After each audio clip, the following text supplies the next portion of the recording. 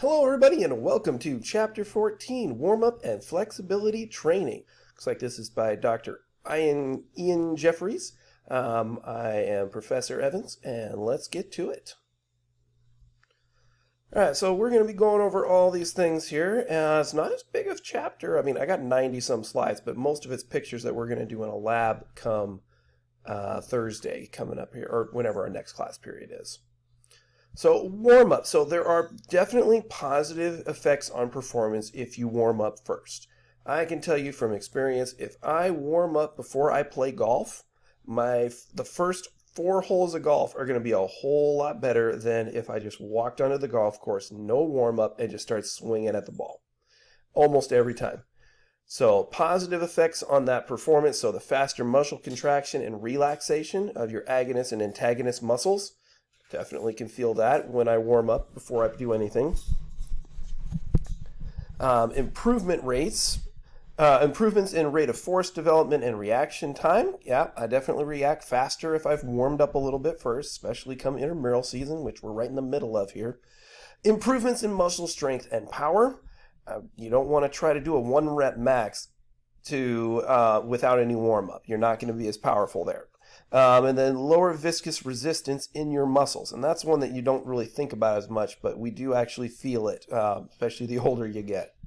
Positive effects on a performance continuing here. We got some increased blood flow, enhanced metabolic reactions. Those are all on the chemical level. And then the increased psychological preparedness for performance. Woo, man, I make sure my basketball team before every game goes through the same basic warm-up. And that's just so they have a psychological routine that this is what I do before competition. So definitely do that with all the teams I have coached over the years. So the structure of your warm-up influences potential improvements. So your warm-up should be specific to the activity that you're going to do. So you should consist of a period of aerobic exercise, followed by stretching, and ending with a period of activity similar to the activity. Now, there are some places that say you should stretch and then run a little bit, or aerobic exercise, or you should exercise then stretch. And I like this a little better rather than saying do aerobic or stretching first. Aerobic, stretch, and then end with something similar to what they're about to do. I think is probably the best way that you can do that. So you want a general warm-up. This is just with the guidelines that our textbook tells us here, 5 to 10 minutes.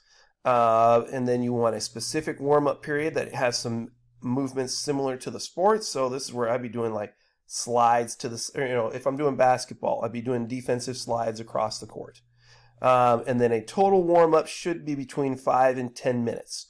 The younger my teams are, the closer I am to that 10-minute mark. The older my teams, the closer I get to 20-minute mark. So my college teams, I'd probably have a 20-minute warm-up, given that some of our athletes at this college here are a little bit older in the NAIA. So I'd say that 20-minute one, I think we had a guy a couple years ago that was 29 years old on the basketball team. So yeah, when you get pushing 30, you need that 20-minute warm-up. So a warm-up is an integral part of any training session. So any strength and conditioning professional should plan the warm-ups incorporating short, medium, and long-term considerations of what's going to help the overall development of that athlete. So this is one of the big things you need to know is this RAMP protocol. So this would be raise. You want to elevate the body temperature, heart rate, respiration rate, blood flow, joint fluid viscosities, and moving those arms, legs, hips, knees. Some low intensity activities to stimulate the movement patterns usually you want this to be towards whatever they're doing. If you take this for a runner, start with a very easy jog. I would probably have them raising their arms and their shoulders a little higher than they normally would. I remember our volleyball team in college, they would do all these different kind of runs across the court. They did high knees and butt kicks, and that's probably not the right wording, but those kind of things that were overdoing the types of things. But that might be more in this activate and mobilize, actively move through the range of motion. So raise, activate and mobilize, moving through the whole range of motion, and then potentiate, sport-specific things. If I'm doing golf, I'm going to be doing a lot of twists. If I'm doing volleyball, I'm doing a lot of shoulder mobilities. Just trying to make sure we don't have any issues with that. So flexibility is measured in range of motion. Your PTs, DPTs, you're going to be doing a lot of stuff with range of motion. You're going to be testing it. Some of these are going to be static. Some of these are going to be more dynamic, moving. A static flexibility is the range that's possible. So these ones where you're like pulling your arm across, that's a static one. A dynamic would be going like arm circles, going backwards. Hopefully that requires a little bit of voluntary muscle actions. So the factors affecting your flexibility, your joint structure. Some people have joints that can move further. My ankles are very stiff, 2 ankle surgeries, and if I try to like sit on my heels with my toes pointed backwards, my ankles cannot go fully straight. So sometimes the joint structure is going to determine how far they can do. That probably has to do more with age in my case, but that was just the example that came to mind. Age and sex, so the older people tend to be less flexible. Females tend to be more flexible than males. Definitely saw that in my gymnastic coaching days. Did about 10 years of that. My female gymnasts were almost always more flexible, and it didn't matter the build. Like I had some fairly huskier girls. They could do the splits, no problem. And I was just like, wow, they're just more flexible. You know, if you work with them for 4 years on a gymnastics team, 4 years in a row for an hour a day, 5 days a week, and you're spending over 10 minutes stretching every day, those females are going to take to the stretching and flexibility better than the males, at least in my experience. And then you're depending on your muscle and connective tissues, how elastic and plasticity of those connective tissues. All right, so there's definitely a stretch tolerance I've noticed in a lot of my athletes. Some people can really tolerate discomfort during stretchings and others can't. Same with any kind of pain tolerance, stretch tolerance. But it seemed that my females had a higher stretch tolerance than the males. And I think that just might have been because they were supposed to get their splits, where the guys were just kind of like, meh, it's not that big a deal if I don't. And there is some neural control. The range of motion has central and peripheral nervous systems are affecting that. And the efferent and efferent mechanisms are also going to have a control in how flexible your body will let you become. So resistance training, we need to make sure we go through the full range of motion. My goodness, I do that all the time in weight training class. Full range of motion, full range of motion. You want to have your agonist and antagonist muscles to prevent any loss of range of motion. Muscle bulk, the bigger the muscles, the more they impede the muscle movement. So we have muscle bulk also can impede joint movement. Now, my grandpa tells me that his dad, so this would be my great-grandpa, was a boxer and a boat builder. There's still a boat somewhere in the family that he built. Don't know where it is anymore, but it used to be at my aunt's house, but I don't think it's there anymore. But apparently he could not bend his elbow and touch his shoulder. So I don't know how I can get that to be seen on here, but he couldn't bend and touch his shoulder because his biceps were so big. So like you can definitely get large muscle groups can impede joint movement. And how active somebody is. An active person tends to be more flexible than an inactive person. The more sedentary you are, the less flexibility you're going to continue to, or the more flexibility you'll continue to lose the longer you're sedentary. So we still do the same fit stuff here, frequency, duration, and intensity. So almost the same. So acute stretching is for range of motion. For longer lasting effects, a stretcher program is required. Usually a couple times a week for at least 5 weeks. And you want to hold each of those positions for 15 to 30 seconds. So not quite like all those basketball teams that meet in the center court there and they count to 10 or 15 or something, or 20. So hopefully they're going to at least 20 there to get that position of mild discomfort for 15 to 30 seconds. So when should an athlete stretch? After practice, stretching facilitates range of motion improvements because of the increased muscle temperature. So the warmer the muscle is, the more that practice stretching is going to help. That's what I would recommend for all my gymnasts is when you go back to your dorms right after practice, shower when your arms are warm, that's when you want to stretch for 5 to 10 minutes after that. or they would just stretch right at the end of practice. So post-stretching may also decrease muscle soreness. That would be an interesting journal for you to look up, is how much that would help or not when it comes to stretching. I know it can work on DOMS, like delayed onset muscle soreness. So a separate stretching session would be the best way to do it rather than trying to do it in practice. So in most cases, stretching would proceed through a warm-up, and that type of session would be useful as a recovery session after a competition day. So a couple things here. We have proprioceptors in stretching. So you have a stretch reflex. This is the one that you use when you're trying to jump higher. You're trying to overstretch a muscle so that it rapidly twitches back. And that's how you try. That's what plyometrics are all trying to do. They're trying to get that fast reflex stretching. But you don't want to do that during an actual stretching session. You don't want to overstretch the muscles to cause that stimulation for them to start twitching back to try to do that.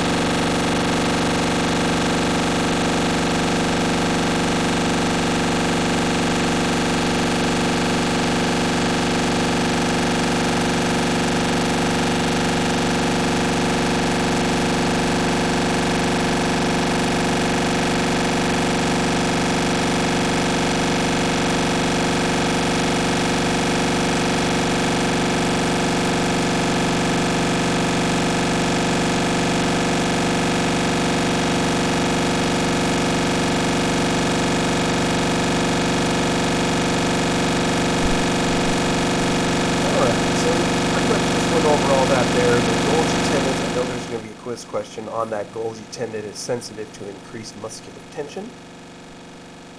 So different types of stretching, and we'll go over I'm going to breeze over this because we're going to do a little bit more of it in our next class period. So a static stretch is the usual hold in one position for 15 to 30 seconds. We're pretty used to that, slow and constant. Ballistic stretching typically involves active muscular effort and uses a bouncing type movement. Not one that I generally have recommended to anyone. The one that people used to do it all the time on was the butterfly stretch. So you put your feet together, or the bottoms of your feet together, and you pull them in as close as you can, and then people would bounce their knees up and down. And they just found that ended up causing more groin pulls than it did help. So that's why the same concept would go for any kind of stretch. But you would still not want to bounce, is basically what they're trying to say there. So dynamic stretching is where you're trying to do more sport-specific movement to prepare your body for the activity you're going to do. So a little more static stretching here, so you move from the point of range of motion and performing partner-assisted P&F stretching. We're going to do a bunch of that. Communicate clearly when you do that with your partner. Hold those stretches and make sure you do it on both sides.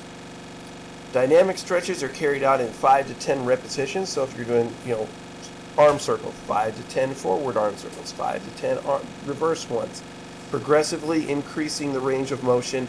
I used to use these hug yourselves where your arms are wrapping around and making sure you're alternating left arm over right, right arm over left. We did a lot of those growing up. Take a standing break. Why not?